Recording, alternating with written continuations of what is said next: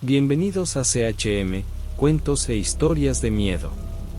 Revelaremos una palabra secreta solo para los valientes que se queden hasta el final del video. La mayor parte de la audiencia que ve el canal no está suscrita, así que si quieres ayúdanos a continuar con este proyecto suscribiéndote y dejando tu like. Y comenta cómo estás viendo este video, sola, de noche, con la luz encendida o apagada, tengo curiosidad por saber. Era un viernes de verano en Mearim. Bento salió temprano del trabajo. Ese día al mediodía iba camino a su casa. Se bañó en una levada que estaba en un cañaveral cerca detrás de Engeno. Después de su baño en la casa almorzó y se acostó en una hamaca hasta que el sol se puso del otro lado de la casa. Luego se levantó, se cambió de ropa, sus shorts alternados con hojas de Flanders en el cinto, cogió su escopeta de caza con mecha de la pared, la cargó con la primera carga del día. Bien apisonada metió la mecha del primer tiro de un grito por el perro Tiburón, que en ese momento él estaba durmiendo afuera en el patio de la casa y luego jugaba al cromo y cazaba, y se fue a dormir al bosque ese día para que a la mañana siguiente pudiera disparar. Nos cuenta más que llegaban todas las mañanas debajo de un barco de pesca que ya sabía después de los papás. Dejó a cerca del Visgueiro, ahí mismo en el bosque de Mearim. A pesar de ser un mal día en casa el viernes, salir día andando suelto por el bosque como un perro y molestando al cazador con sus silbidos estrebols, e incluso hacer embrujado y poner mucha cabra blanda correr. Aún así era astuto y terco como todo cazador, y decía que un día desencantó a la caipora y se fue a Amado, seguido de su perro Tiburón, a las 6 de la tarde. Desde ese día estaba haciendo fuego en un claro en el bosque cerca de Visgueiro dos Papais, a unos 200 metros frente a él. El Visgueiro era su culpable, estaba mostrando la distancia entre los culpables de los otros árboles en el bosque cerca del vecino. Después del el viento acabó su merienda allí en el bosque y el fuego se apagó, oscureció. Bento encendió su candeeiro y, lentamente y siguiéndolo acompañado de un tiburón en dirección al jirao, cuando llegaba, subía al palo y desde allí esperaba el amanecer y la llegada del juego. Después de que los papas fueran al terreno, dejó a cazar las piernas de un candeeiro encendido. La mano de Bento siguió al perro que caminaba hacia Geral, pero de repente el perro saltó sobre una lámpara, apagándola al mismo tiempo que le arrebataba la lámpara de las manos a Bento. El susto fue enorme, sobre todo cuando se percató de que se trataba de un bote de surucucú con pico de fuego, que según la gente ataca cualquier foco de fuego de noche. Alguien tendría que actuar rápidamente para alejarse del sitio del ataque antes de ser mordido por la serpiente. Bento corrió, dejando la lámpara en dirección a Geral, acompañado del perro. Después de dar unos pasos en la oscuridad, notó un nuevo movimiento de la serpiente, y poco después del llanto del perro, supo que estaba siendo mordido. Temeroso de un nuevo ataque, Bento aceleró el paso y siguió un rastro previamente hecho en el bosque. En su prisa, dejó todo lo que llevaba en el suelo y, desde arriba, escuchó el movimiento de la serpiente que lo seguía entre las hojas secas del suelo. Lo que más le avergonzaba era escuchar los gritos del perro sin poder ayudarlo. Hasta que el perro cayó, estando muerto. Bento estaba ahora sin su rifle, sin suministros y sin nada, atrapado en lo alto de un árbol, sin poder bajar antes del día siguiente. Estaba entristecido y furioso por lo que pasó en el bosque esa noche, y se preguntó si realmente era el arte de las caiporas. Pero tuvo que pasar la noche allá arriba, hambriento, sediento y sin futuro. Las horas pasaban lentamente, y el mundo circundante era un misterio insondable. Al día siguiente, Bento estaba triste e irritado por lo que había pasado en el bosque. Perdió a su perro mascota y no tenía forma de bajar de allí. Pasaron las horas y estaba atrapado en un árbol, sin su escopeta, sin suministros y sin futuro. El bosque era ahora un mundo misterioso y envuelto en silencio por la noche. Bento estaba cazando en el bosque, cuando se dio cuenta de que el mundo se estaba convirtiendo en un horrible caos con extraños animales caminando. No podía dormir y seguía pensando en las serpientes, su perro muerto y los paletos. Mientras tanto, las lagartijas del bosque estaban engrotado. Bento estaba solo, envuelto en misterio y oscuridad, lleno de miedo y miedo. De repente, escuchó un grito, con acento circunflejo, Joao. Todo quedó en silencio, y unos momentos después se escuchó otro grito proveniente del otro lado de la gruta. Bento, ahora parado en el árbol, miraba hacia el lado del segundo grito y se preguntaba si ese era el arte de las caiporas ese viernes por la noche.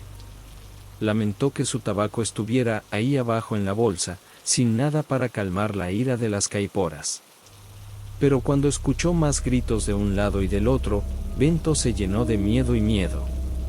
Esa situación sin precedentes en su vida como hombre del bosque y cazador.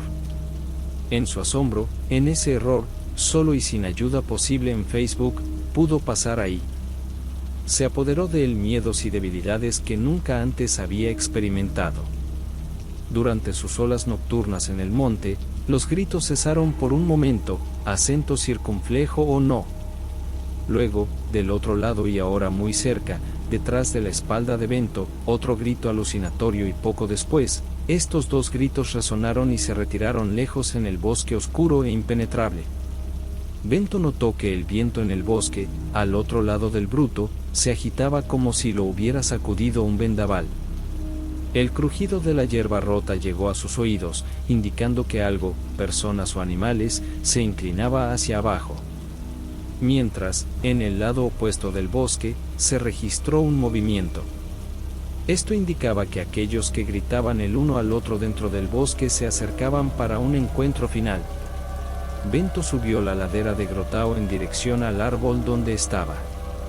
Finalmente subió la ladera del Grotao, llegó al borde del barranco y siguió caminando en la oscuridad, en dirección al cazador que estaba allí en lo alto de su árbol, atento al movimiento del animal, fantasma o lo que fuera. Fue que estaba ahí abajo. Los pasos del fantasma cesaron y ahora estaba de pie en la noche, cerca de Bento. En ese momento, un viento fuerte y violento comenzó a sacudir todo el bosque. Un viento frío y racheado sacudió todo el bosque de árboles. Bento, aturdido, aguantó. Otro grito, ahora muy cerca del árbol donde estaba parado Bento, resonó. Pero ahora, muy, muy lejos, al otro lado del bosque, apenas perceptible. Bento, en este punto, estaba casi loco de miedo y no tuvo más dudas, eso era un animal. Todo indicaba que se trataba de la mascota de Joao, perdida.